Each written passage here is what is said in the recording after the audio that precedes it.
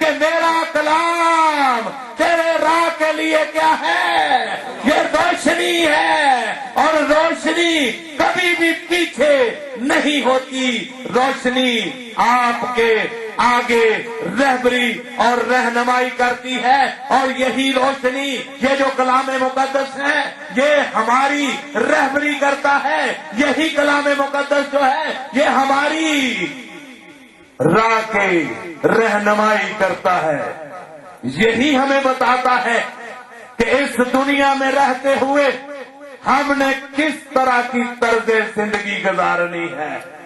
یہ کس کا کام ہے بتانا؟ اس کلام کا۔ یہ بتاتی ہے بائبل۔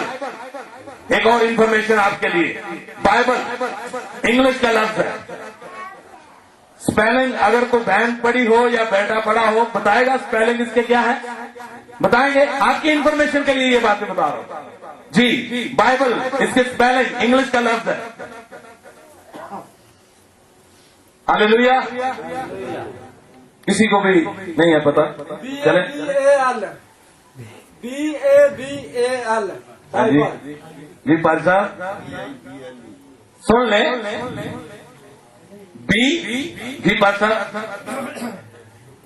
وہی کسی بھی بیٹی کو نہیں آ رہا۔ ویری گڈ، بھائی کے لیے زوردار تعریف دیں۔ سنیے Bible, BIBLE۔ What's the meaning of this one? What's the meaning of this word? اس لفظ کے کیا معنی ہیں؟ یہ قصور کن کا ہے؟ ہم خادموں کا جنہوں نے نہیں سکھایا۔ آپ کا قصور نہیں ہے، آپ کو ساری باتوں کا علم تو نہیں نہ ہو سکتا، ان کو ہے جو انہوں نے اس کی اسٹڈیز کی ہیں، اور ان پہ فرض ہے کہ ہم آپ کو اس کی باتیں بتائیں۔ بائبل BIBLE، بائبل مقدس کتاب، جس کے میننگ ہے ہاللیلویا، ہاللیلویا۔ اگر کوئی اس کے میننگ کو سمجھ جائے، اس کی باتوں کو سمجھ جائے، تو وہ ہمیشہ کی زندگی کا کیا ہو جاتا ہے؟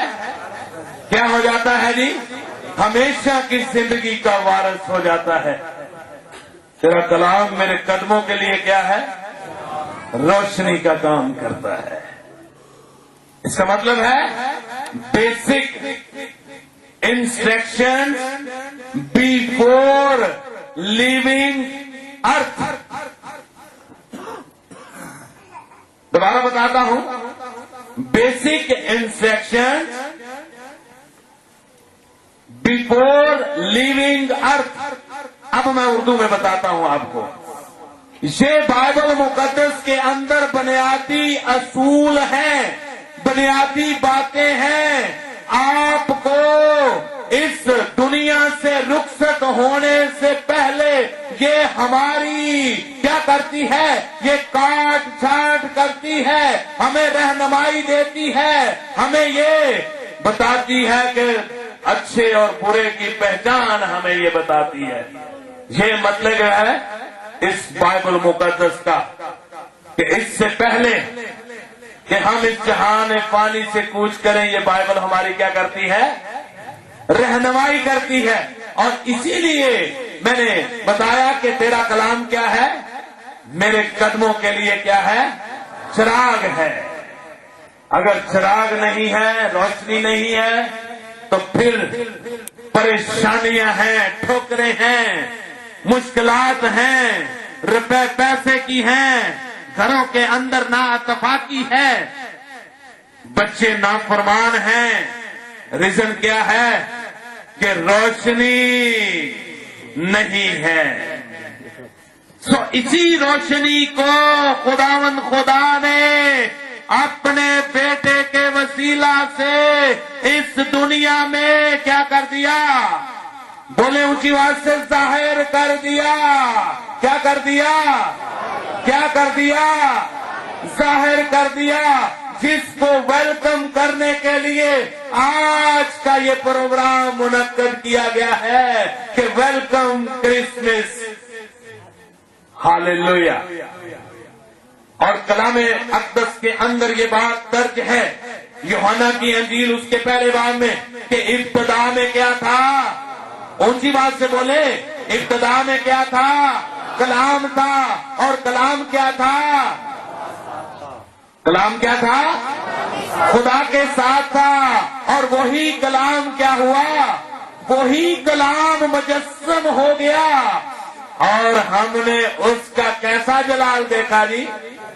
हाँ जी, कैसा जलाल देखा? जैसा बाप के अकलौते का जलाल है। और इसी बात की फिक्र जो है उस वक्त के हाकिम आला को थी, जिसका नाम क्या था? हेरोदीस। और वो इस फिक्र में है, जब उसको इस बात का इल्म होता है तो वो कहता है कि यहूदियों का बादशाह पैदा होने वाला है। और वो इस फिक्र के अंदर क्या करता है? वो फकीयों को, फरीसियों को और उस वक्त के जो आलम थे उनको इकट्ठा करके क्या कहता है कि मुझे कोई मशवरा दो कि उस बादशाह की पैदाइश कहां पर होनी चाहिए। उस बादशाह की पैदाइश कहां पर होनी चाहिए। इससे पहले कि हम आगे बढ़े, बताता चलूं कि मत्ती रसूल की अंजील बाइबल मुकद्दस में शुमार के लिहाज से 40 नंबर है उसका, और नए अहदनामा के लिहाज से उसका पहला नंबर है।